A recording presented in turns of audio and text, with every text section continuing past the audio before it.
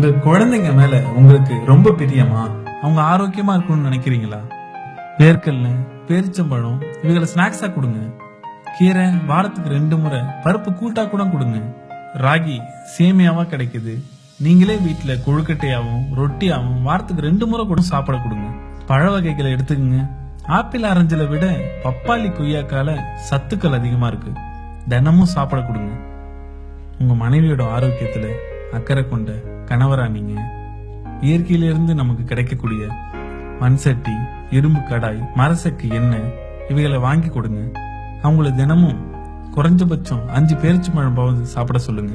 பெண்களோட வலிமைக்காக நம்ம பாரம்பரியத்துல உள்ள கருப்பு அரிசி, கருப்பு எள், கருப்பட்டி, கருப்பு உளுந்து, மண்பான தண்ணீர் இவைகளை சாப்பிட சொல்லுங்க.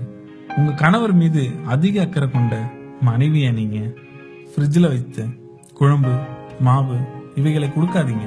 ஃப்ரெஷ்ஷான காய்கறி மற்றும் இறைச்சியை சமைங்க. அப்பப்போ சீரக தண்ணீர், சோம்பு தண்ணீர் இவைகளை குடிக்க கொடுங்க. நம் முன்னோர்கள் பயன்படுத்திய உணவு பழக்கத்தை எப்ப கைவிட்டோமோ அப்பவே நம்ம நோயின் பிடியில சிக்கி கொண்டோம். இழந்த ஆரோக்கியத்தை முழுமையா மீட்டெடுக்க முடியாது என்றாலும் ஒரு 50% கண்டிப்பா நம்மளால எடுக்க முடியும். எப்படி சாத்தியம்? நம் முன்னோர்கள் பயன்பாட்டில் இருந்த உணவு பழக்கத்தை நாம் நடைமுறைக்கு கொண்டு வந்தால் மட்டுமே இது சாத்தியம். இந்த மாற்றம் உங்கள் வீட்டில் இருந்து தொடங்கட்டும். நன்றி.